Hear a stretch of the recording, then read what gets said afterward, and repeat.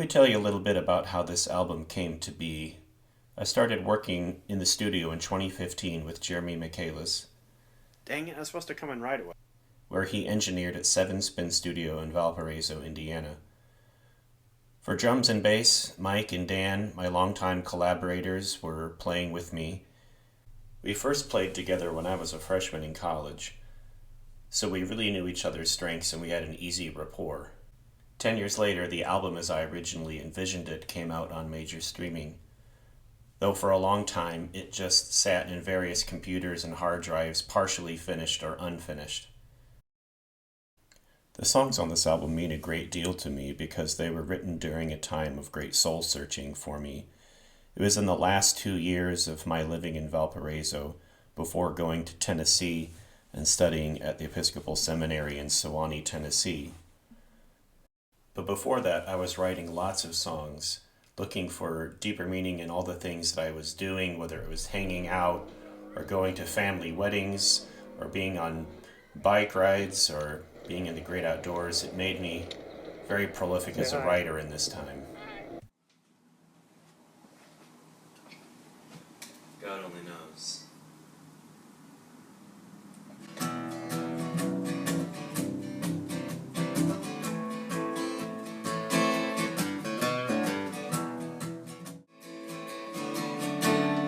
Where is he now? God only knows. Where am I going to? God. At home, I recorded about 14 demos, and then I had a couple sit-downs with Jeremy at the studio, and he listened to them and helped me pick the ones that he thought would work stronger than others. I've to my shoes these days, but I've got no reason to be. I was living out of a suitcase in the summer of 2015. All my stuff was in Tennessee, so I borrowed my friend Mike Pancini's guitar for the album.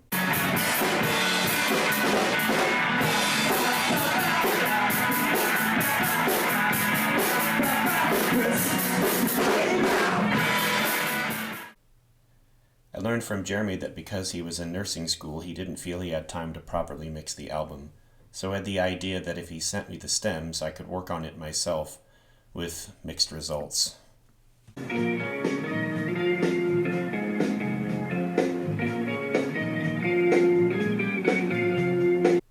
In the spring of 2016, I put 4 songs from the album up on my Bandcamp using my mixes, and I put a video up on YouTube starring my kids. But I was never fully satisfied with the overall sound.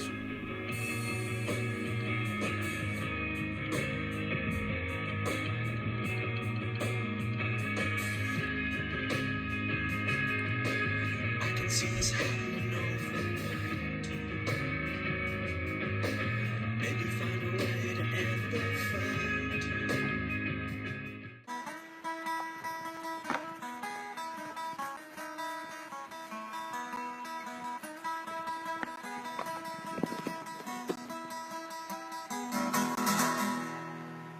On May 1st of that year, I promoted the EP at a party in Nashville hosted by Kansas Bible Company, and I got my kids on stage with me for the first time.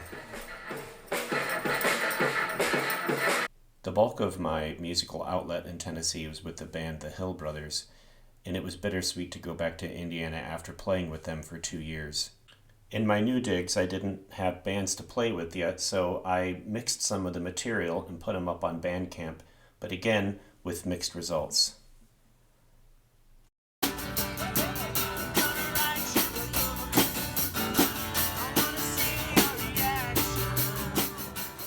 I did a lot of busking with my son Sam, who was in high school at that time, and we used to play Wheels on Pavement a lot in my set.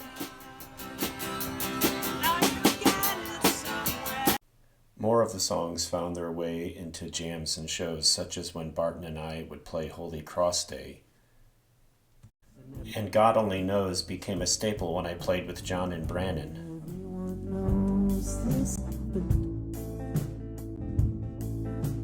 Nobody knows where he is.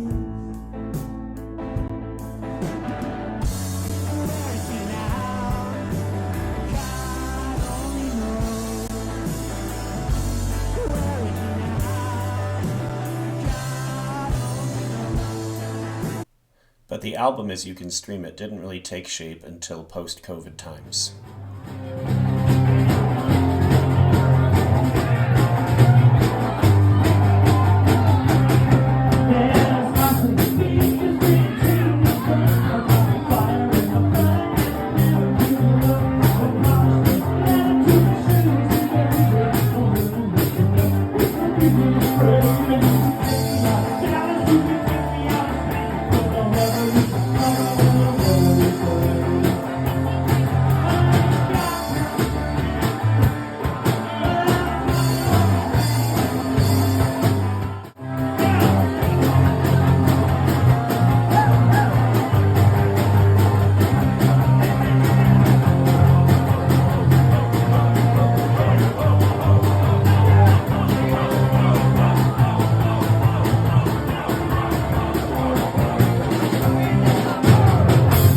Though many of the songs worked great live, the studio mixes were rescued by someone who had mixed me live any number of times, and that was Nate Butler from Goshen, Indiana.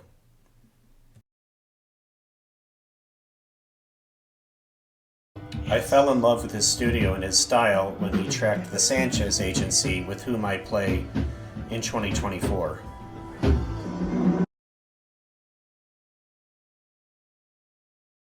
So in early 25, I booked some time with Nate for the Sunsets tracks. Turns out, the first time Nate had mixed me live was in 2008, when the Goshen Theater was becoming a new musical venue after years of dormancy. And it was the automatic rhythm section. So drawing on another long-term relationship, Nate pointed me in the right direction and added a lot of great help. I put out Miracle Man on April Fool's Day as a single and did some final tweaks in coffee shops and libraries all over Angola.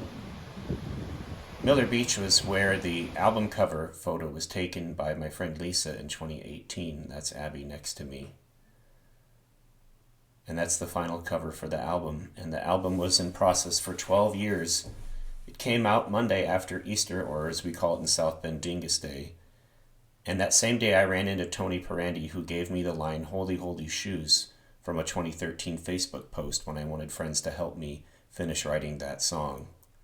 Thanks for watching.